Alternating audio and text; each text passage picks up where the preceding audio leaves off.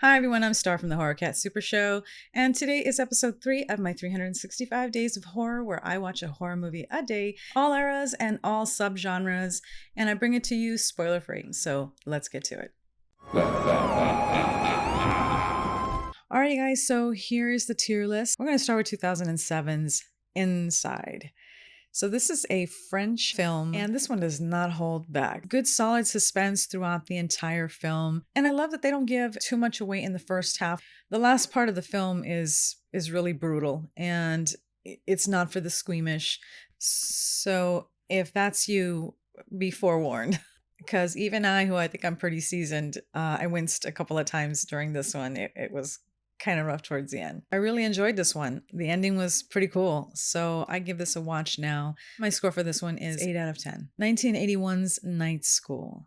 So if you are a fan of 80s slashers, I definitely think this is one that you're going to want to include in your repertoire. So it's not the most famous of all 80s slashers film, but this one is cool because this one is considered an American giallo in the way the killing is done, and it's very reminiscent to the Italian giallo. I think it's a slasher film that has never really gotten the mainstream love that it deserves. I really enjoyed finding out who the killer was through all the red herrings. The ending was great. I loved it. And I think it's something that we don't see every day as far as the story is concerned. And it's worth a watch because I kind of feel like this one is a lot deeper than what's on the surface. I really enjoyed the ending quite a bit, and I gave it a 7.5 out of 10. And it was quite enjoyable. 1973's Sisters. So this is a film by Brian De Palma before he did Carrie. And if you're not familiar with Brian De Palma, he had this really deep love and admiration for Alfred Hitchcock. But he's really paying homage in this, and that it's more of a developing kind of a story. It reminded me a lot of Rear Window, but with all the Brian De Palma split screens. This one has a really solid story. The acting is really great. And if you're someone who is trying to write novels, horror novels, or doing horror films, I think this one's going to be a really good one for you to learn from. I really enjoyed this one. This one I gave an 8 out of 10. And I definitely think it's worth the watch. 2018's Assassination Nation. So let me preface this by saying that this is a Sam Levinson film. And if you're not familiar with him, he does Euphoria, and he also did the very controversial Idol. And so I think going into this, understand that the film is like that. I'm really teeter-tottering on how I feel about him as a writer and a director, because he does tend to do a lot of exploitation with his actors, especially the female characters or the transgender characters. I feel like sometimes he makes those characters suffer a little bit more on purpose, and I'm not feeling it. But the reason I chose this particular film to talk about is because in the climate that we're dealing with right now, this film kind of really hits the nail on the head in light of all of the security breaches that we've been having lately. I think it's an interesting introspective into kind of checking out, hey, this is what might happen to society if something like this actually happened. And it's pretty crazy. It's listed as a horror comedy. So the first half of the film is just kind of exposition. And towards the latter end of the film is when the horror really starts. And the horror is not just the horror of what you're watching, because there is a lot of gore towards the end, but really what happens in society when these things start to occur. There's a lot of similarities in Euphoria in that it's very colorful, it's very beautifully shot, a lot of sex, a lot of drugs, a lot of violence. And so go into that being aware of these things. I did find it enjoyable, and as far as a comedy is concerned, because comedies really aren't my thing, I did like it, and so I gave it a 6.5 out of 10. But I do think it's still something worth watching, if nothing else, to maybe start a dialogue about what the future could possibly hold. 1989's The McPherson Tape.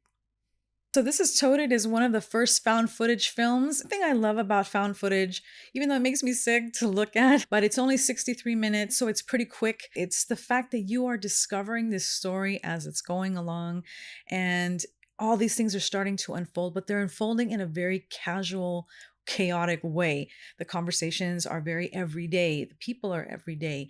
And then all of a sudden something really crazy happens and your brain is actually just making up stuff as it goes along. You shouldn't actually know if what you're watching is legit. This is an alien abduction film. And when you get to see the actual aliens, you might be kind of disappointed. It's kind of cheesy looking. So this particular film may not have had the budget for all of these alien creatures. So when you see them, you're just going to be kind of like, oh, but I still think it's worth a watch because it's interesting once you get there. I just think this is a good film. And if you're someone who loves found footage, it's something that you have to watch.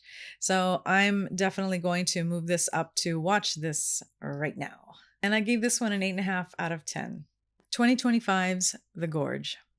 All right, so I put The Gorge on here because I feel the trailer was a little misleading. I really thought it was going to be a creature feature and it wasn't. So I got to be upfront about that and tell you if you're thinking the same thing, it's not. This is listed as a thriller, romance, sci-fi kind of thing, but when you're watching the trailer, you do see some stuff going on and so you kind of I guess you assume that there's some kind of a creature going on here, but that's not what this film is about. And that kind of bummed me out. And I felt like I kind of wasted time watching this movie because it might not have been a movie that I would have watched if I had known that there was nothing in it. I really do try to go into these films just like I'm telling you, not much information, so you can be surprised and enjoy whatever you're finding as we go along. That's, I think, the point of watching movies.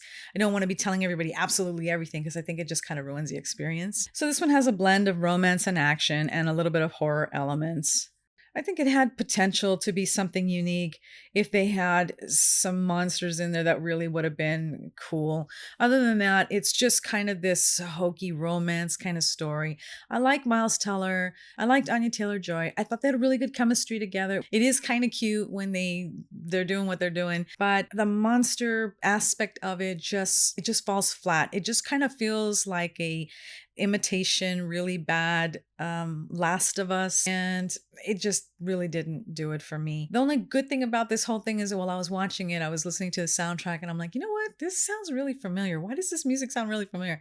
And I looked up who did the soundtrack and it was Trent Reznor and Atticus Ross. It was almost like a listening to Ghost from Nine Inch Nails. It worked. I loved the soundtrack, but for me, it was just not enough to justify how long this movie felt. It was very unsatisfying when we find out what's going on.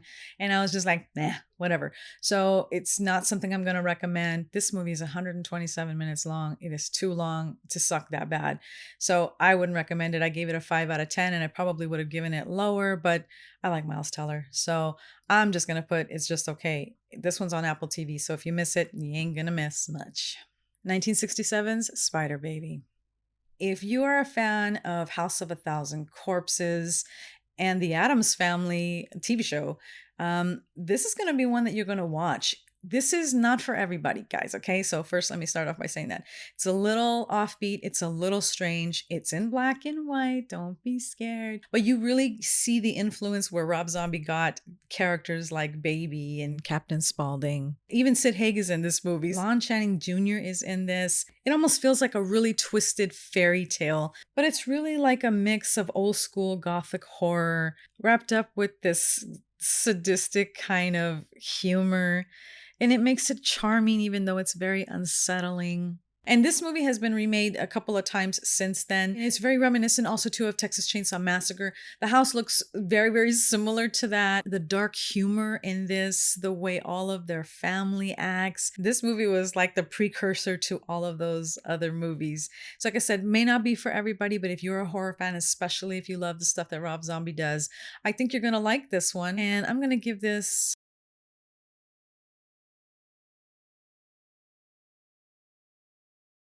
So out of these three films, I'm going to leave this in the order it is. These are the top ones that you definitely need to check out. Enjoyable, I would say do Assassination Nation first. It's something that's a little bit more current, and I think you might enjoy that. I'm going to leave these two in the same order because I think this works. I'm going to say go take a nap instead of watching The Gorge, even though it was okay. It's done by Apple TV, so it looks great. They spent money on this.